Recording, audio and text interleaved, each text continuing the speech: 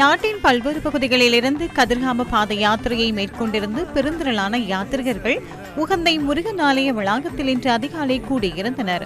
உகந்தை முருகன் ஆலயத்தில் இன்று நடைபெற்ற விசேட பூஜைகளை அடுத்து குமுண தேசிய பூங்காவிலிருந்து யாழ ஊடாக கதிர்காமம் வரையான காட்டுப்பாதை திறக்கப்பட்டது.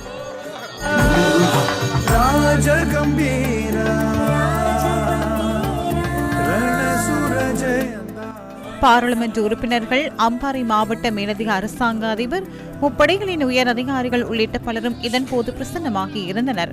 காட்டுப்பாதை திறக்கப்பட்டதை அடுத்து பெருந்திரளான யாத்ரிகர்கள் குமுண தேசிய பூங்காவினுள் பிரவேசித்தனர்.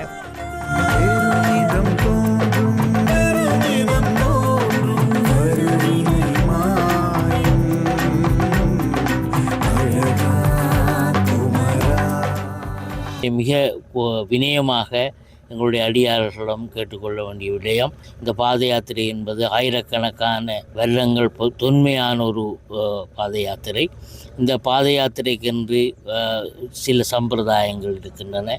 எனவே அந்த சம்பிரதாயங்களை மதித்து இந்த பாத யாத்திரையை அனைவரும் மேற்கொள்ள வேண்டும். இந்த பாத யாத்திரை எங்களுக்கு மீண்டும் மீண்டும் தொடரும் என்ற ஒரு எண்ணத்தை முருகன் எங்களுக்கு கொடுத்திருக்கிறார்.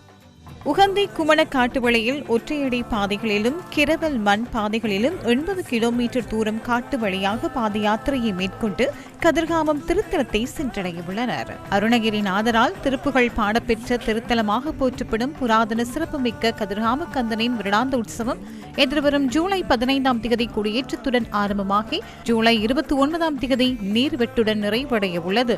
இன்று திறக்கப்பட்ட காட்டுப்பாதை 24ஆம் தேதி மாலை 3 மணிக்கு மூடப்பட உள்ளமை குறிப்பிடத்தக்கது.